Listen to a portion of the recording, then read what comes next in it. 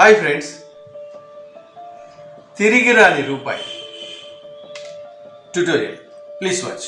దీనికి ఏదైనా సరే ఒక కాయిన్ కావాలి అంటే వెరీ లాజిక్ ఏంటంటే, ఫస్ట్ ఈ చేత్తో కాయిన్ తీసుకొని ఈ ఈ ఈ కాయిన్ దీంట్లో పంపిస్తున్నామని చెప్తూ దీన్ని ఇలా పెట్టేసి కాయిన్ కాని రాకుండా, కాయిన్ కనిపించకూడదు బయటికి, ఇలా పట్టి ఇలా ఇలా ఇలా పెట్టేంత వరకు కాయిన్ కనిపించాలి. తర్వాత అన్ని వేళ్ళు కవర్ చేయాలి.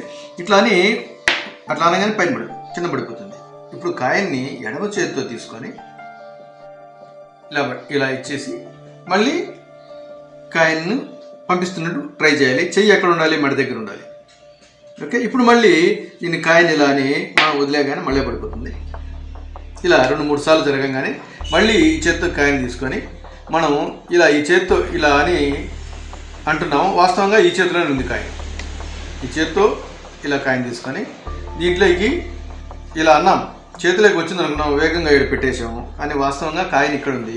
ఈ కాయిన్ ఎక్కడికి పోతుందంటే మెడ దగ్గరికి వెళ్ళిపోతుంది. ఈ చెయ్యేమో ఇక్కడ యాక్టింగ్ చేసి ఎస్ అని, వాస్తవంగా కాయిన్ ఎక్కడుంది? ఇక్కడ. ఇలా తిరిగి రాని రూపాయి అనే మ్యాజిక్ అంశాన్ని చిన్నపిల్లల మీద దగ్గరగా ఇది మనం చేస్తే నిజంగా ఎనీ టైం ఎనీవేర్ చిన్న పిల్లల దగ్గర ఈ మ్యాజిక్ ఐటమ్ చేస్తే మాత్రం పిల్లలు చాలా విపరీతంగా ఆశ్చర్యపోతారు. ఇది యాక్చువల్గా బిగినర్స్ మ్యాజిక్ అయినప్పటికీ చాలా పిల్లల దగ్గర బిలో 6 years ఎక్సలెంట్గా పనిచేసే అద్భుతమైన మ్యాజిక్. Please practice. ఓకే.